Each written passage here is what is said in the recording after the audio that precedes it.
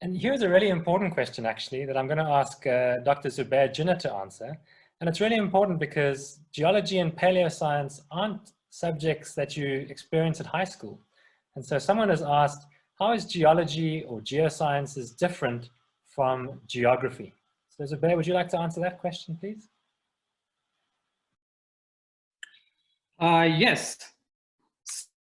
So, geology deals with the history and the formation of the Earth, and there will be some overlap with geography, but there'll also be overlap with other sciences.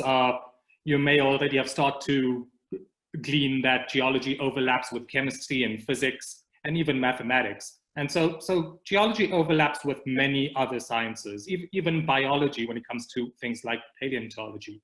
And so in geology, most of the information that we glean about Earth's history is taken from the rock record. And when we look at rocks, we can apply chemistry to them and do geochemical approaches. We can also do geophysical approaches. We can look at fossilized life forms, fossils of dinosaurs and other organisms, and apply biological approaches. And we can also look at surface processes and how they've changed through time and do geographic approaches. And so you can see that geology overlaps with many other sciences, and it's possible to be multidisciplinary in this field. To zoom in on geology and geography and where they overlap, in studying the surface of the Earth, where sedimentary rocks form, there is some overlap between physical geography, fields like geomorphology, and sedimentary geology. But geology also deals with the interior of the Earth. And so the mantle and the core and the deeper crust are mostly studied by geological and geophysical approaches.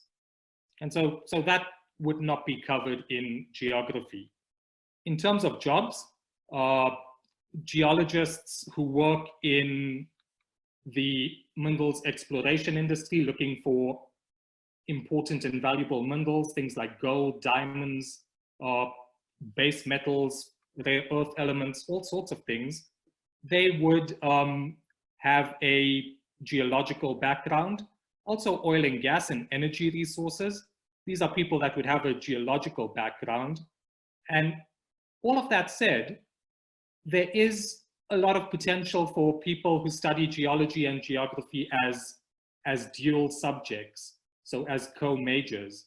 And that can be a very powerful combination if you're interested in geological and geographic mapping, geographic information systems, GIS, and also environmental geology.